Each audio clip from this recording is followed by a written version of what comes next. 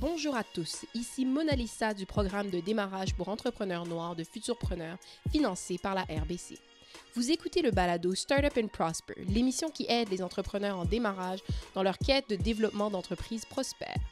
Nous avons voulu créer un lieu d'expression où les gens de tous horizons peuvent se sentir écoutés et compris, tout en mettant en lumière l'état actuel de l'entrepreneuriat dans les communautés noires. Pendant la prochaine heure, laissez-nous être une source d'inspiration vers la réalisation de votre plus grand potentiel. Alors, bonjour à tous, re-bienvenue à un nouvel épisode du podcast de Futurpreneurs Startup et Prospères. Aujourd'hui, on va discuter un peu de ce que c'est que de vivre le rêve canadien. On parle beaucoup du rêve américain, mais aussi un rêve canadien d'une certaine manière, hein? Immigrer, s'établir, s'intégrer, s'adapter à une toute nouvelle réalité. On va vraiment essayer de faire le tour de la question, puis surtout de parler aussi évidemment, d'entrepreneuriat à travers tout ça. Et à quoi on fait face en tant qu'entrepreneur immigrant au Canada, comment on fait le tour de tout. Et notre invité pour cet épisode a immigré du Cameroun à 16 ans, est basé à Edmonton et a fait même partie des 30 meilleurs de moins de 30 ans de l'Alberta, notamment pour la manière dont il s'y prend pour créer des initiatives qui touchent à la fois la culture, la technologie et l'innovation sociale. Merci Yvan Toucault, fondateur de La Connectionnale et artpreneur à Groove with Yvan, de te joindre à nous. Merci beaucoup, Mona Lisa, pour la super belle introduction. Ça fait vraiment plaisir. Alors, Yvan, on commence toujours nos épisodes avec un elevator pitch. On reste dans la thématique entrepreneuriale. Donc, c'est sûr que, bon, j'ai donné des petits éléments dans l'introduction, mais on aime bien aussi l'entendre de la bouche même de la personne. Fait en 30 secondes, une minute, dis-nous, qui est Yvan Toucault? Oui, donc c'est toujours difficile de faire encore mes elevator pitch parce qu'on les travaille toujours au fur et à mesure que l'on grandit comme entrepreneur. Mais ils vont tout cas, je suis un entrepreneur. Je me considère comme entrepreneur, comme développeur communautaire, mais aussi comme un artiste.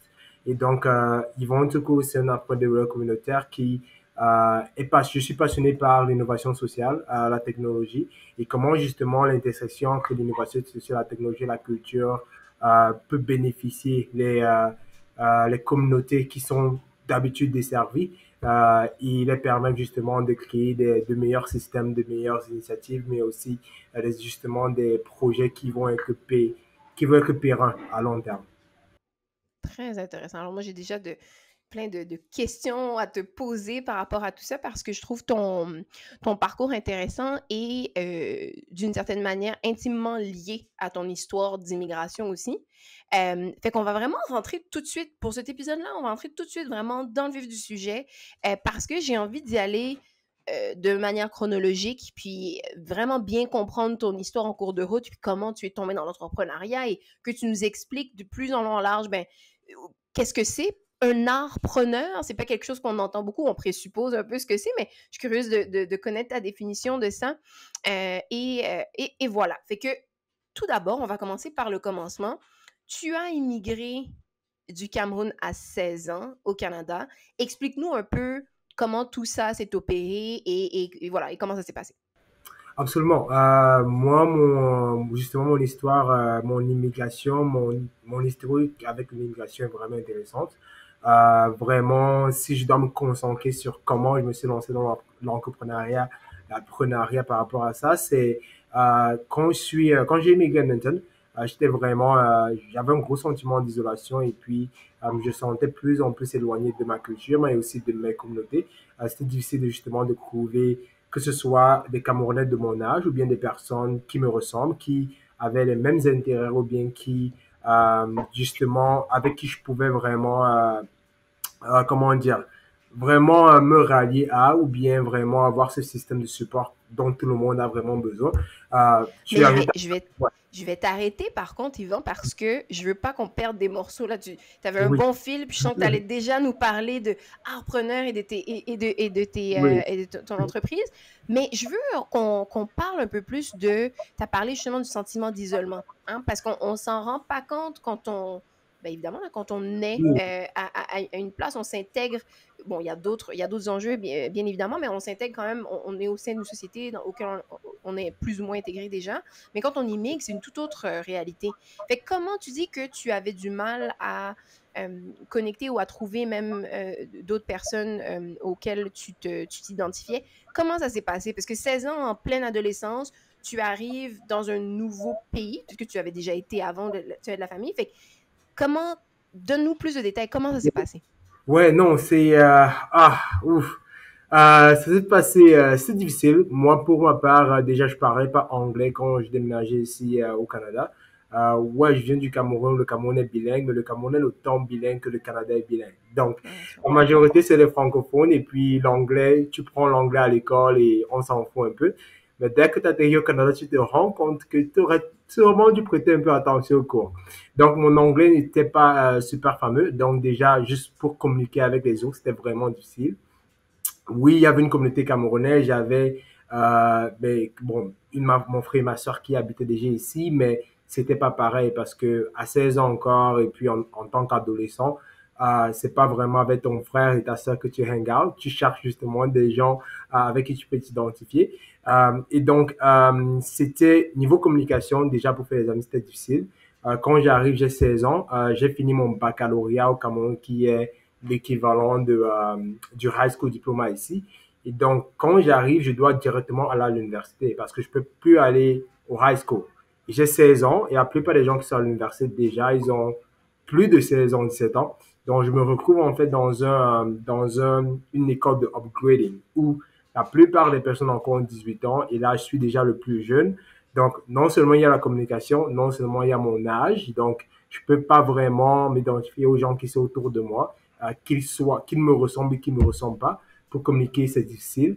Et donc, là, il y a plusieurs différentes, je vais dire, défis et difficultés justement devant moi. Et puis, donc, le sentiment d'isolement, d'isolation est vraiment, ça vient assez rapidement parce que je peine justement à faire des amis ou bien vraiment à m'identifier à d'autres personnes. Et donc, en plus de ça, ben, il y a le froid qui arrive. Puis, il fait vraiment froid. J'ai pas envie de sortir. Donc, presque toute la première année que je suis au Canada, j'arrive en été, mais en fin d'été, en août. Donc, rapidement, là, l'hiver me frappe et puis je pars à l'école, je rentre à la maison. Vraiment, il y a rien au milieu. Il n'y a pas d'activité, il n'y a rien du tout.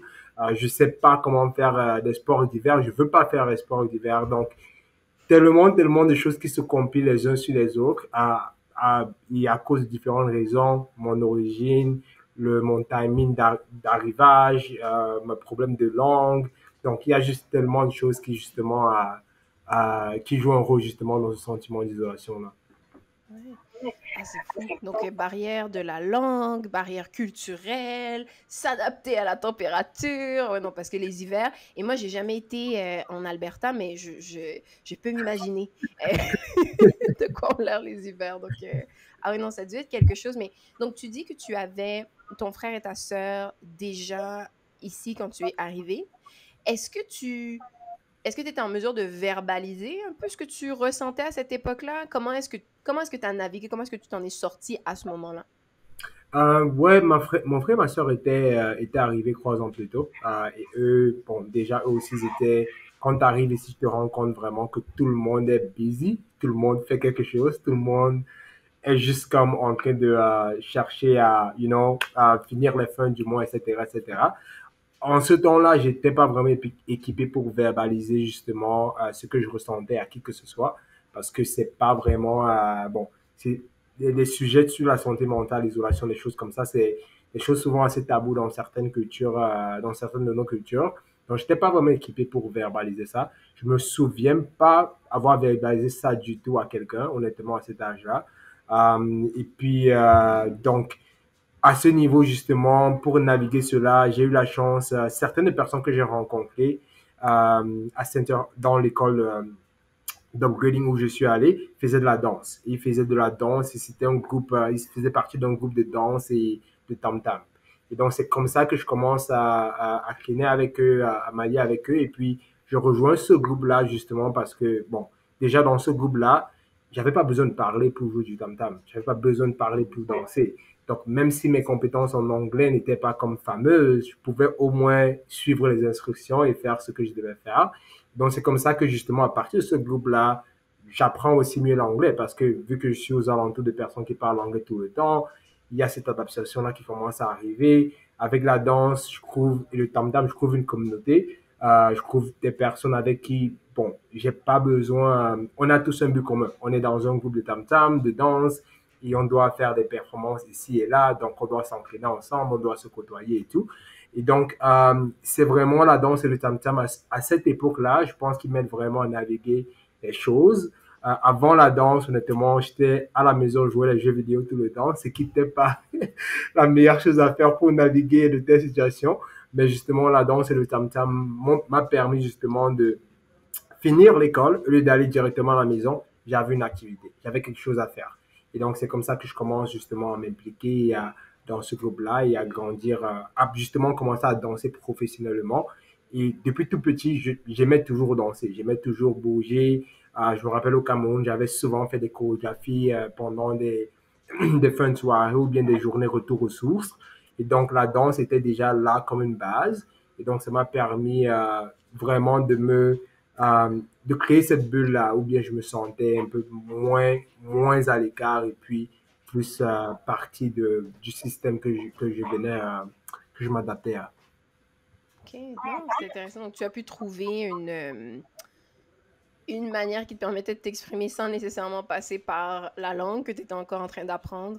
Puis c'est un peu une passion aussi que tu avais, que tu as développée au fil du temps, puis tu as pu créer ta communauté de cette manière-là. Je trouve ça très beau parce qu'on entend on entend souvent ce genre de situation où quand on arrive dans un milieu, c'est un élément, une activité ou une chose qui réussit à nous accrocher et à faire en sorte qu'on peut se créer, se bâtir un réseau, se développer puis se sentir aussi à sa place.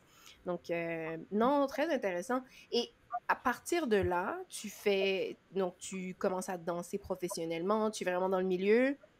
Et qu'est-ce que comment après tu tombé dans le monde de l'entrepreneuriat? Quel a été le déclic? Comment tu t'es positionné? Ouais, ça a pris beaucoup de tangentes et tout. Et je pense à chaque tangente, j'ai appris justement des différentes, comment dire, j'ai acquis des différentes aptitudes qui m'ont permis justement d'arriver où je suis.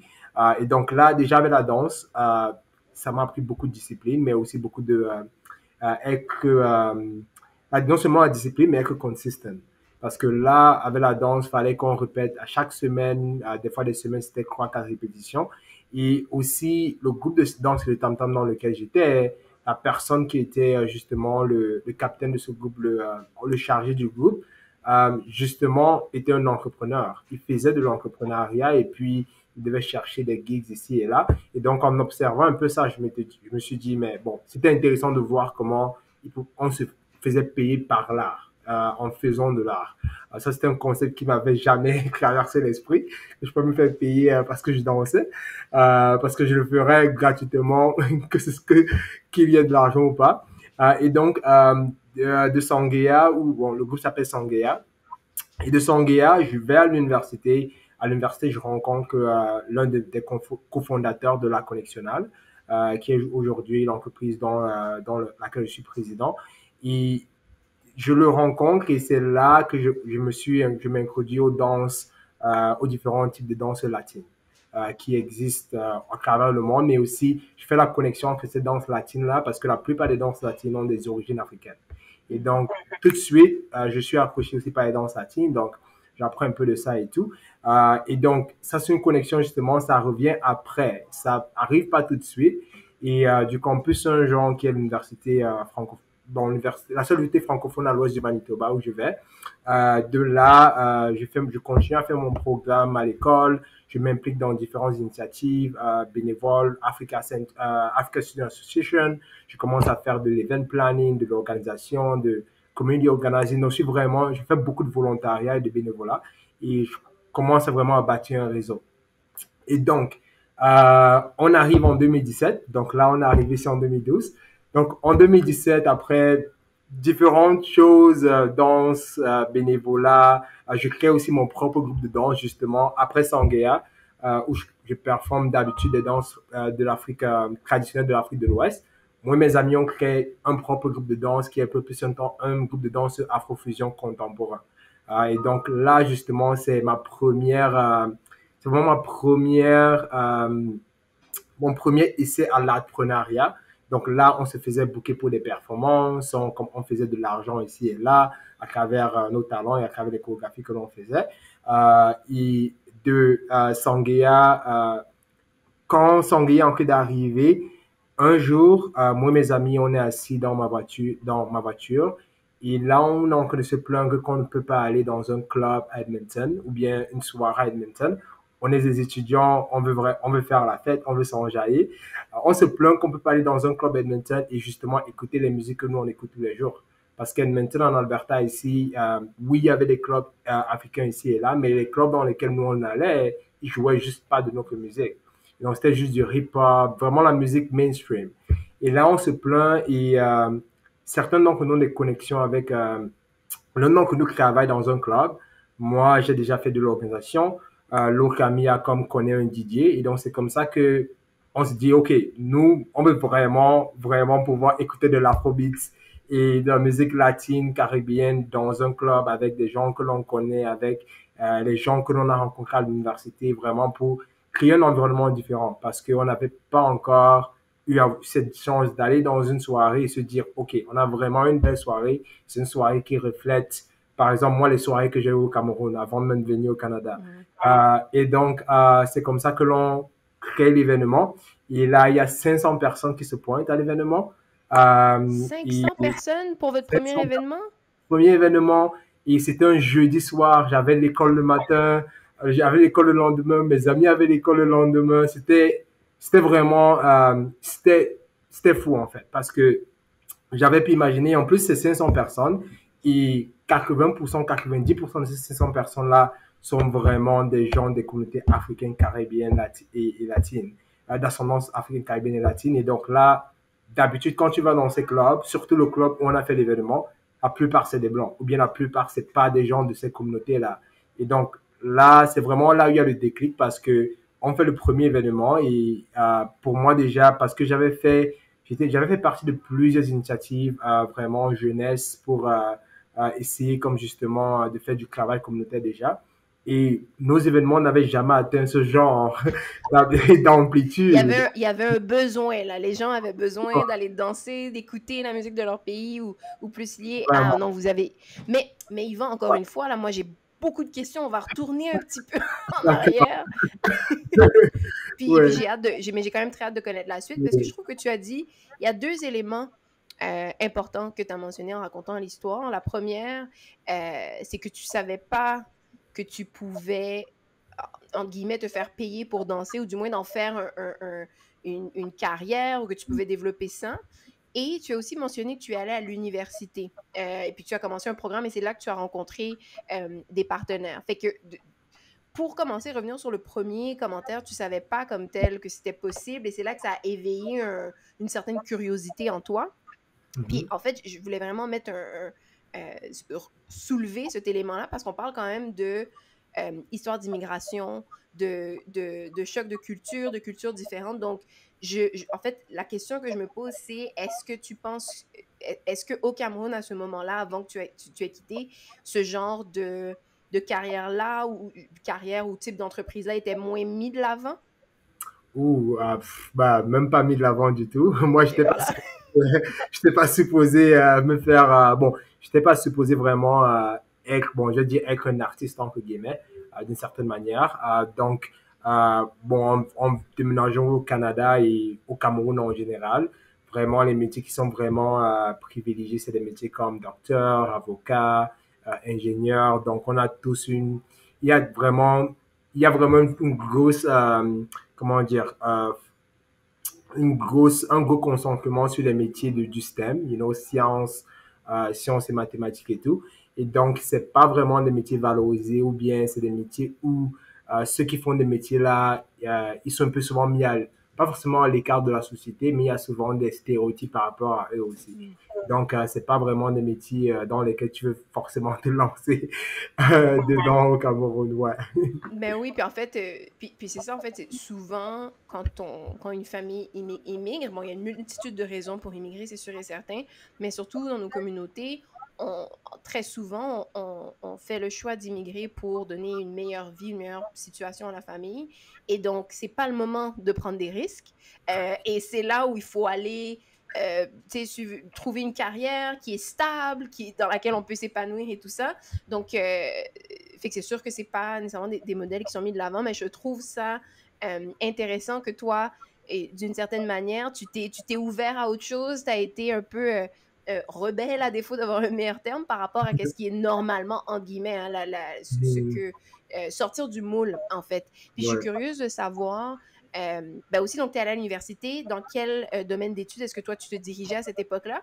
Puis aussi, à travers toutes ces initiatives-là, et là, le fameux premier événement avec 500 personnes, quelles étaient quelles étaient les réactions de ta famille et des gens de ton entourage au départ? Il y a eu beaucoup Oui, de questions dans mon élément, mais ouais, vas-y. ouais. Moi, j'essaie de répondre à toutes. Donc, ouais, je pense que pour commencer, déjà encore, bon, les choses évoluent aussi au Cameroun. Aujourd'hui, il y a plein de danseurs et plein de personnes qui font maintenant ce métier. Aussi, surtout avec les médias sociaux, il y a vraiment les artistes, tu peux les voir maintenant en ligne et puis ils peuvent inspirer d'autres personnes. Donc, dans mon parcours, oh, je pense que j'ai oublié les questions, mais je pense que j'allais vers déjà mon parcours universitaire et beaucoup de gens vont pas le croire, mais j'ai fait un programme bilingue en sciences environnementales et de la conservation.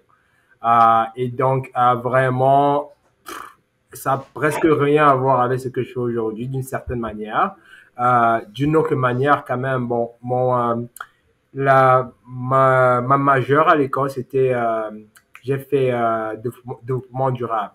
Et donc, quand j'ai fait développement durable, je me suis beaucoup focalisé sur l'aspect social du développement durable et comment justement, c'est important justement de souvent, on va appeler ça construire des vibrant communities, des communautés vibrantes, parce que ça contribue justement au bien-être social entier de la communauté. Donc, ça arrive à voir, mais justement, les concepts, certains des concepts, certaines des acquis, justement, des compétences que tu as acquis pendant l'université te servent à beaucoup d'autres choses. Donc, mon parcours universitaire était assez séparé justement de ce parcours artistique-là. Et donc, quand on commence les événements, quand je commence à danser, au départ, bon, au départ, il y a du support parce que c'est une activité hors de l'école qui permet de m'épanouir. Mais au fur et à mesure que cette activité-là commence un peu à prendre un peu plus de dessus sur comment dire, des activités, je dirais, scolaires ou bien ça m'empêche de faire plus d'activités extra-parascolaires qui devraient normalement aller dans mon résumé.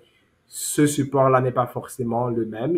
C'est sûr, il y a non pas seulement le support, mais aussi l'inquiétude, parce que C'est justement, ça. l'idée de déménager au Canada, c'est d'avoir quelque chose de stable, qui peut être durable. Donc, être médecin, être ingénieur, faire justement sciences environnementales en Alberta, c'est parfait. Il y a tellement d'avenues au niveau de la science environnementale ici en Alberta.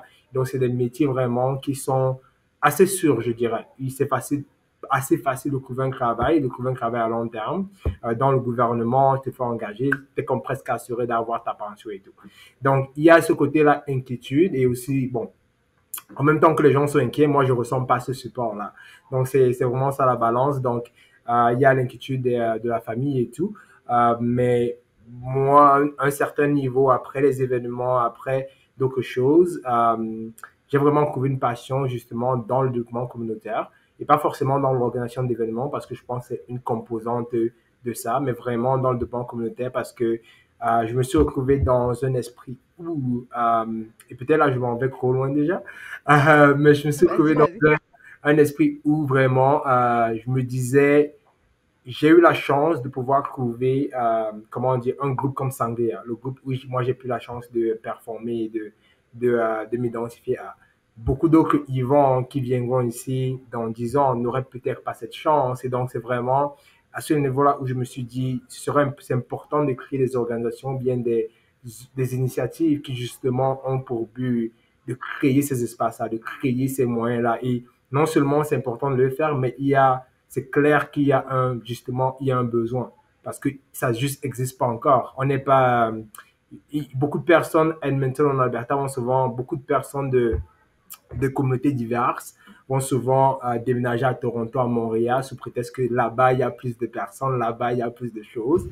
Mais si on déménage tous à Montréal, Toronto, et puis il y a des gens qui vont continuer à venir maintenant. Donc, il y a un besoin, le besoin est réel. Ouais, c'est un besoin que justement j'ai pris à cœur. Et puis, ça m'a vraiment passionné. Et non seulement ça allait aussi, ça ravivait aussi, ça nourrissait aussi certaines de mes passions. Donc, ça a fait un bon mix de choses. Et donc, ouais, je sais pas, je pense que c'est, ouais. Oui, oui, t'as bien. Non, non, t'as fait le tour de toutes les questions que j'avais posées. Puis je trouve ça intéressant parce que justement, cette notion de donner au suivant. Donc, toi, tu es passé à travers ça, arrivé dans un pays, avoir ces différentes barrières-là. Tu as trouvé ton attache, tu as trouvé une manière de t'épanouir. Puis, à travers différentes initiatives, c'était important pour toi aussi de créer cet espace et créer cette communauté-là pour les autres après, les autres qui sont encore là et qui peut-être sont encore en train de rechercher leur attache à leur nouveau pays, Mhm. voilà, à leur nouveau pays. Fait que je trouve ça très beau. Et maintenant, là, je serais curieuse parce qu'on est allé loin dans l'histoire, on est retourné derrière parce qu'il y avait beaucoup d'éléments à mettre de l'avant, mais là, je serais vraiment curieuse d'aller un peu plus dans les détails. La connexionale, qu'est-ce Ouais. que c'est? Qu'est-ce que vous faites? Et puis, parce que dans le fond, tu es arrivé au stade où, à l'université, tu as rencontré ton partenaire d'affaires. Ouais. Donc, la Connectionnal, en gros, c'est une organisation, une entreprise sociale qui a pour but de mettre en valeur les talents et les contributions des personnes d'ascendance africaine, noire, caribéenne et latine à Edmonton, Alberta, au Canada. Et donc, en faisant ça, justement, on crée des espaces physiques et virtuels pour permettre à ces communautés-là, justement, de continuer à se développer, d'apprendre ensemble et puis de créer de nouvelles ressources. Et cet impact-là, cet impact éventuellement va aussi dans les communautés adjacentes. Parce que justement tu crées des ressources pour une communauté, c'est pas juste ces communautés-là qui vont en bénéficier. Le plus ces communautés grandissent, le plus les communautés qui sont autour de ces communautés-là, que ce soit les communautés canadiennes au sens large, vont aussi en bénéficier justement de ce bien-être social-là. Donc, c'est une mission, un but assez large, assez divers, assez grand. Et donc, comment est-ce que l'on fait ça? Ici, on a déjà eu à faire des événements à travers le Canada. On le fait en créant des expériences qui sont inspirées par les histoires, les musiques et les vues de ces personnes-là qui prennent inspiration dans cela. On le fait cela en créant des occasions d'apprentissage pour construire les capacités des gens. On a déjà fait euh, comment dire, des workshops. On travaille beaucoup à la connaissance en anglais, donc souvent la traduction, ça me vient et puis ça part. Des J'essaie de ateliers, pas de on problème. fait des ateliers d'éducation sur la finance. On a créé un festival où on supporte les artistes justement locaux, les artistes africains, caribéens et noirs. Et donc, on réinvestit en permanence dans les communautés que l'on dessert, que l'on sert. Et donc, c'est ça la connexion, en gros. OK. Et, Super. ouais. Ouais, mais dans le fond, OK, donc il y a différents volets. Il y a un volet qui demeure un volet artistique et tout, mais tu parlais d'ateliers sur les Sur, finances aussi. Donc, sur les finances. OK. Donc, volet éducation et volet éducation, volet développement personnel, volet histoire même, parce que la manière dont justement on crée nos événements et certaines de nos expériences, c'est avec intention. Donc, on va créer des expériences où on va éduquer les gens sur un style de musique particulier, par exemple. Un exemple de cela, c'est dernièrement, on a fait des événements qui sont centrés sur la musique Amapiano. Donc, en créant ces événements sur Amapiano, c'est pas juste de créer les événements, mais c'est d'éduquer justement non seulement les Africains en général, les personnes d'ascendance latine, mais aussi justement la population d'Edmonton au sens là sur c'est quoi l'Amapiano, parce que tu sais c'est quoi et ça peut te permettre d'avoir un différent aperçu de ces cultures-là et d'en apprendre un peu plus. Et pour ceux qui nous écoutent, qui ne savent pas ce que c'est. Amapiano. Donc, Amapiano, c'est un style de musique, encore, en fait, d'habitude, c'est en anglais. C'est un style de musique qui vient de l'Afrique du Sud. Et c'est un mélange de kwaito, house, gokam et d'autres styles de musique de l'Afrique du Sud. Et il y a quelques chansons populaires en ce moment, comme par exemple Champion Sound de Davido. Il y a quoi donc Mona Lisa. Il y a justement une chanson qui s'appelle Oui. Mona Lisa de Omalé.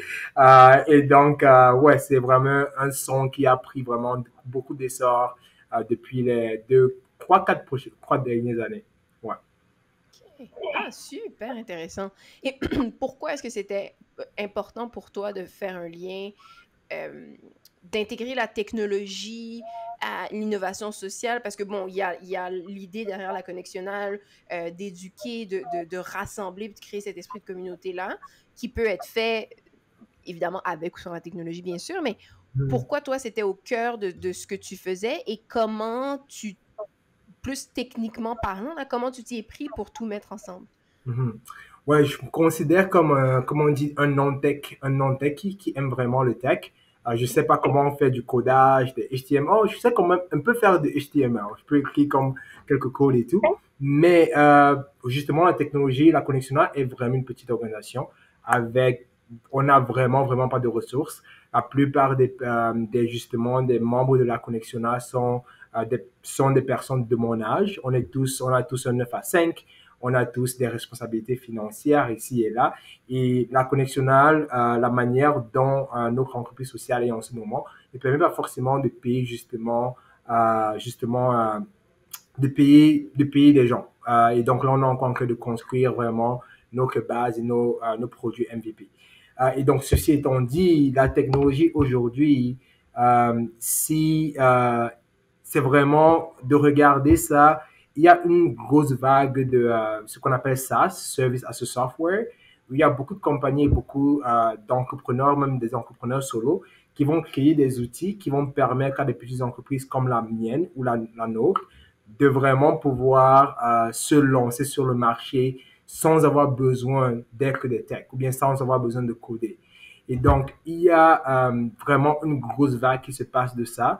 Et donc, l'idée, c'est comment est-ce que nous, on peut, comme petite entreprise, avec des ressources vraiment limitées, on peut justement avoir le front d'une entreprise aussi grande que Nike, sans avoir besoin des ressources de Nike. Parce que en ce moment, par exemple, quand tu regardes le site web de la Connexion, qui n'est pas fini, c'est un site web assez super beau. Il a été construit vraiment beau. Et puis, souvent, pour faire un site web pareil, il faudrait vraiment avoir des compétences vraiment assez fortes pour coder. Mais avec les outils que l'on utilise, on n'a pas besoin de ça. Et donc, vraiment, comment est-ce que les entreprises, des petites entreprises comme la nôtre, surtout les entreprises de nos communautés qui n'ont pas souvent accès à ces ressources-là, peuvent justement utiliser la technologie, utiliser les outils qui sont là dehors pour vraiment avoir être à jour. Parce que on pense souvent, un exemple souvent, et c'est difficile souvent de le dire, mais souvent quand tu vois des posters, des flyers d'organisations africaines, t'es comme, mais mon Dieu, est-ce que vous connaissez, est-ce que vous savez pas c'est quoi Canva par exemple? Canva aujourd'hui, pas besoin de connaître comment utiliser Photoshop pour avoir comme un flyer attirant, attrayant. Il faut juste savoir que Canva est un outil et utiliser Canva. Et peut-être ça va prendre du temps pour utiliser Canva, mais quand tu réussis à l'apprendre, tu n'as pas besoin de Photoshop. Moi, j'ai jamais utilisé Photoshop, mais aujourd'hui, comme appreneur, je suis capable de produire mes propres flyers, de produire mon propre site web et de produire tout ce dont j'ai besoin pour pouvoir justement être justement au devant de justement des gens qui aimeraient justement m'engager ou m'embaucher, tout en justement utilisant des outils qui ralentissent mon travail, qui enlèvent du travail administratif ici et là. Et donc, c'est vraiment pour ça que la technologie est importante à notre niveau. Comment est-ce que l'on utilise ça vraiment pour optimiser nos performances ou optimiser ce que l'on fait sans toutefois avoir des ressources de Nike ou bien de grosses compagnies pareilles. J'adore ce que tu dis. On aurait dit, c'est comme si j'avais prévu des notes et je t'avais dit, oui, Yvan, il faut que tu dises ça. J'adore parce que c'est tellement important et je trouve que trop peu d'entrepreneurs en général, puis aussi en grande, on a une bonne proportion dans nos communautés, ne font pas assez bon usage de ces outils-là qui peuvent, à moindre coût, aider à élever un peu l'entreprise, que ce soit au niveau des opérations, au niveau du look, au niveau de juste la fonctionnalité comme telle, et ces différents outils qui gagnent à être connus. Donc, pour renforcer encore tout ce que tu viens de dire. Tu as parlé de Canva. Tu n'es pas obligé de nous parler comme tel du software as a service que tu utilises pour ton site web, mais il y en a peut-être d'autres. Est-ce que tu en as en tête que tu aurais envie de partager? Absolument. Là, on était vraiment, il y a Canva, il y a Hootsuite pour ceux qui veulent se lancer dans le social media posting, mais de manière automatique, sans devoir se login tout le temps. Hootsuite, c'est vraiment compréhensible et beaucoup utilisé. Il y a Linktree. Linktree est intéressant parce que c'est gratuit. Nous, par exemple, on n'utilise pas Linktree, mais on utilise TapLink parce que TapLink est moins cher que Linktree. Et ça nous permet à nous-mêmes d'avoir notre propre domaine sur notre Linktree. À part, au lieu d'avoir Linktree qui a son propre branding et tout. Quoi d'autre? On utilise Deskera. Deskera est un outil un peu comme QuickBooks et FreshBooks, mais c'est vraiment pour les petits business et ça va, comment dire, ça met ensemble invoices, receipts, mais aussi genre email marketing. Et donc, il y a plein de choses Les à factures et les reçus. factures T'inquiète, je vais reçues, faire la traduction ouais, pour toi. factures reçues, tout ça. Et donc, quoi d'autre? Je pense que c'est vraiment les outils principaux que l'on utilise. À part ça, il y a Shopify. Shopify, justement, en ce moment, Shopify, pour ceux qui ont des commerces, pour ceux qui ont des sites web dans lesquels ils vendent des choses, Shopify est vraiment l'une des plateformes les plus robustes, vraiment là au monde en ce moment. Et puis, ils offrent, dernièrement, durant la pandémie, ils offrent un programme pour les entrepreneurs noirs. Ils donnaient à peu près 3 ou 6 mois gratuits. Je ne sais pas si c'est toujours en cours, mais ça vaudrait la peine de regarder cela parce que Shopify, vraiment, niveau, tu vends quelque chose, à tout est intégré. Encore, justement, email marketing, MailChimp, tout ça, c'est vraiment à l'intérieur et c'est vraiment un outil vraiment, vraiment robuste. Ouais, intéressant. J'espère que les gens qui nous écoutent ont pris des bonnes notes de ces suggestions. Euh, Puis je trouve que ton histoire évidemment, je trouve que ton histoire est très intéressante parce que puis tu me corrigeras si je me trompe, là, mais je trouve ça bien parce que tu as immigré ici, il y a eu une petite période d'adaptation, l'isolement, que tu as combattu, tu as trouvé ton attache, tu t'es épanoui, puis tu t'es un peu, en quelque sorte, approprié ton espace, approprier l'espace et en cours de route, et tu continues de le faire, à aider d'autres à s'approprier l'espace aussi, puis vraiment prendre et occuper la place qui vous revient à Edmonton et plus largement en Alberta. Puis je trouve que c'est génial et très louable à toi et tes partenaires d'affaires et tout ce que vous faites. Puis un autre point aussi que tu as mentionné, il y a beaucoup d'entrepreneurs qui démarrent leur entreprise alors qu'ils ont un autre emploi ou un travail comme ta situation actuelle. Et je trouve on en parle, mais on pourrait en parler encore plus. Et puis même nous, bon, chez Futurpreneur, on a même un programme spécifique qu'on appelle le Side Hustle Program, parce que j'adore le mot en français, c'est le programme pour entrepreneurs à temps partiel qu'on a aussi. Puis je trouve ça bien parce que voilà, souvent quand on démarre, ou surtout dans le type d'entreprise comme celle que tu opères avec tes partenaires d'affaires, c'est un petit peu plus difficile au départ de pouvoir générer des salaires et générer des revenus assez importants. Ça va arriver certainement, mais pour commencer, c'est pas encore le temps et c'est tout à fait correct de commencer de cette manière-là aussi. Ouais, Et oui, ouais, non, j'allais dire absolument, ouais. super. Ce que je me demandais aussi, c'est, tu sais, j'ai posé la question à savoir, bon, toute cette notion le côté un peu plus artistique et se faire payer pour l'art, c'était un peu un nouveau concept, entre guillemets, pour toi, à ton arrivée. Mais qu'en est-il de l'entrepreneuriat en général? Est-ce que c'était quelque chose qui était nouveau pour toi quand tu t'es vraiment lancé de manière précise pour la connexionale ou autre? Est-ce que c'était nouveau? Oh ouais, c'était vraiment nouveau. Non seulement c'était nouveau, mais je me suis retrouvé comme CEO avec, avec pas de skills pour être CEO du tout.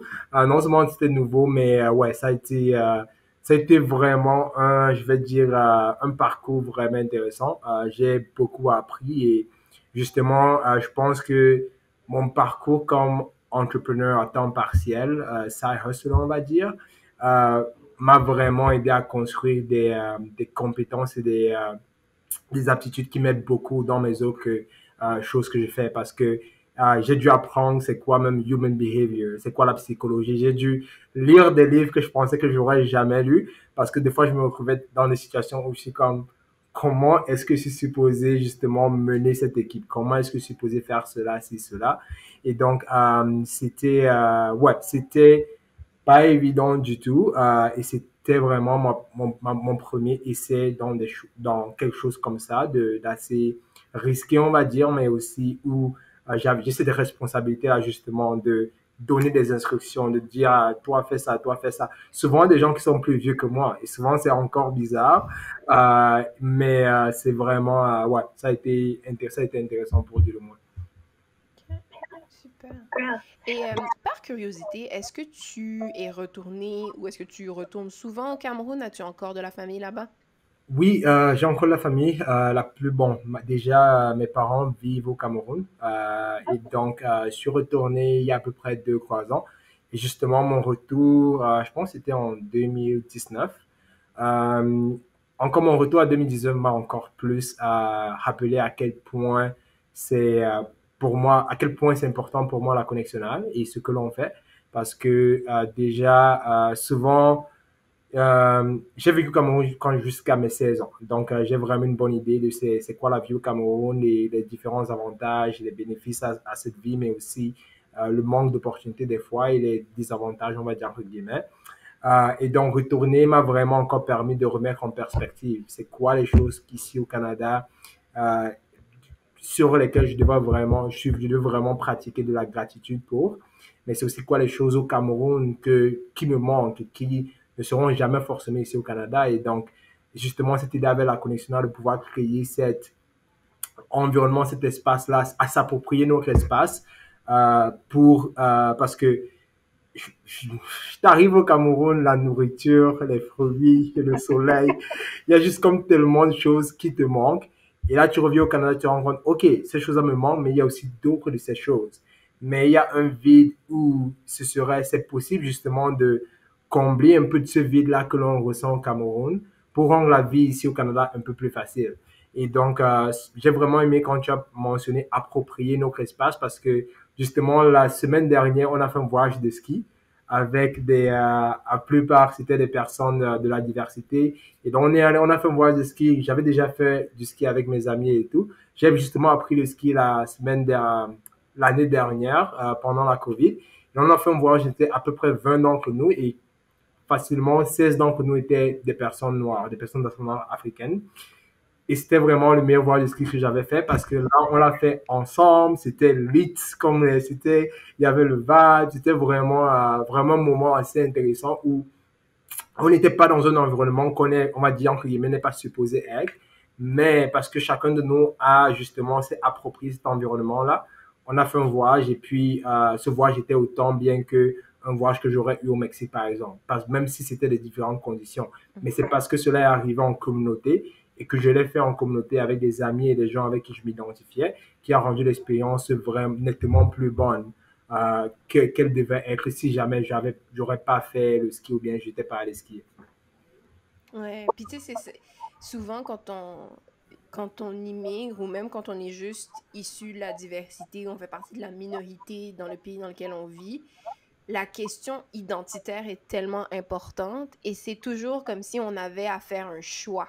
Toujours comme si on avait à écarter une identité au profit d'une autre, comme si les deux ne pouvaient pas cohabiter et comme si on ne pouvait pas voilà, tout simplement être les deux.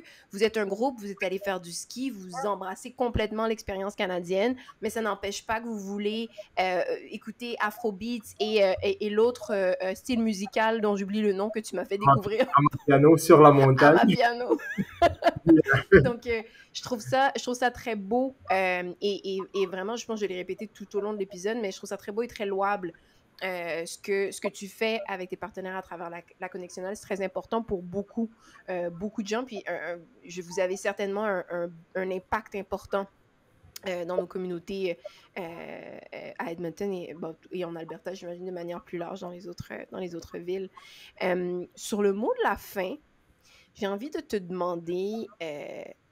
J'ai peut-être 2 questions, mais on va voir. Ça dépend de comment tu réponds à la première. Ça Si, marche. si tu pouvais t'adresser au petit Yvan de 16 ans Mhm. aujourd'hui, qu'est-ce que tu lui dirais par rapport à ton histoire d'immigration? Ou je lui dirais de un- trouver un mentor un peu plus tôt, ou bien trouver une personne euh, avec qui pourrait me guider un peu plus tôt, pour éviter de faire toutes les erreurs que j'ai faites, que j'ai dû apprendre de mes erreurs. Ça aurait allevié beaucoup de maux de tête qui sont passés pendant ce parcours. Mais aussi, je pense que c'est juste ça, parce que honnêtement, je pense que j'ai été vraiment chanceux de plusieurs manières dans mon parcours. J'ai pas beaucoup de regrets, même avec les erreurs que j'ai faites, parce que un peu parce que j'ai fait, j'étais passionné par. Et donc, même s'il y avait des erreurs, c'était des choses qui me passionnaient.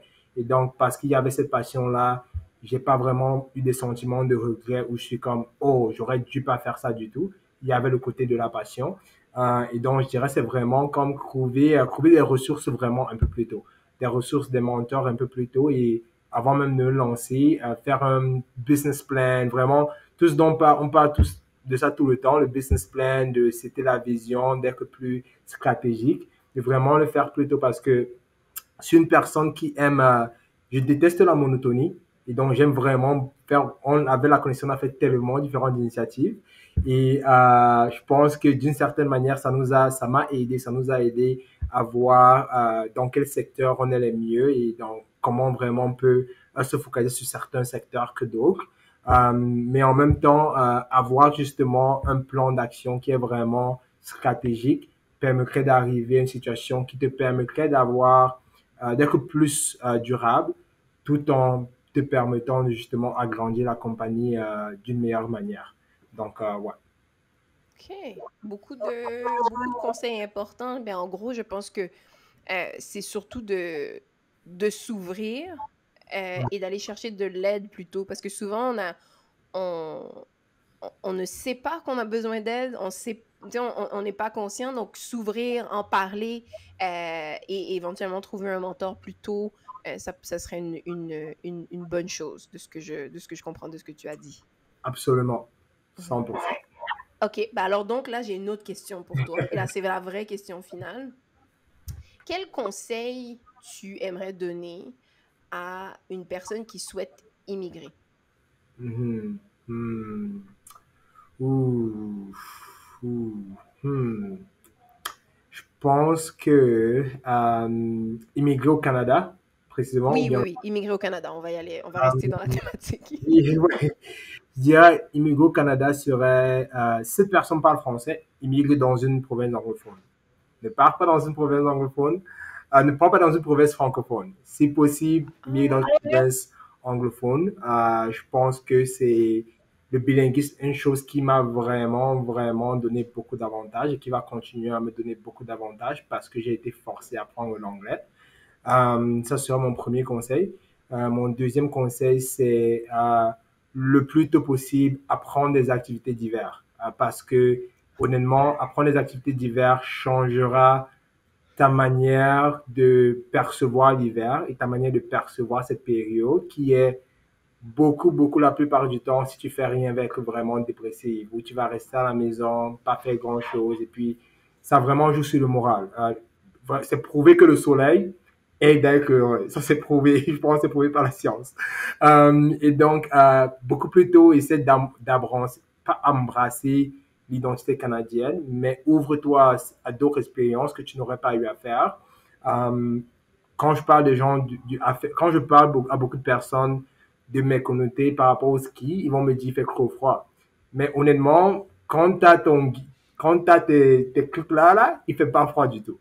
Mais c'est vraiment cette perception, le mindset que l'on a ou bien la mentalité que l'on a qui nous empêche souvent de faire ces choses. Mais vraiment, pour résumer, serait immigrer dans une province anglophone, si possible.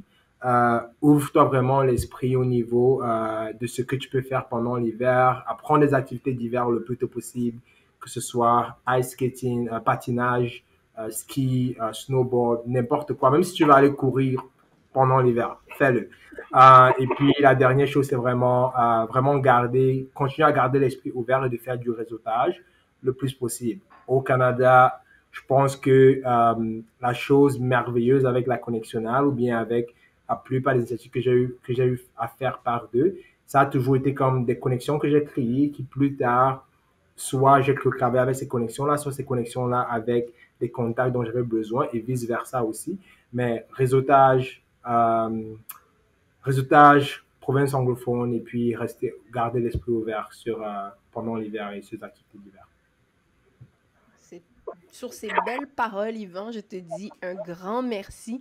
C'est très agréable de discuter avec toi aujourd'hui. Et pour les auditeurs, un grand merci de nous avoir écoutés. C'était encore un épisode du balado de Futurpreneurs, Startup and Prosper. Merci beaucoup. Merci beaucoup, Mona Lisa. Vous venez d'écouter un épisode du balado Startup and Prosper avec votre hôte Mona Lisa. Abonnez-vous à notre balado disponible sur toutes les plateformes de distribution. Et pour plus d'informations sur le programme de démarrage pour entrepreneurs noirs de Futurpreneurs financé par la RBC, rendez-vous au www.futurpreneur.ca/BESP.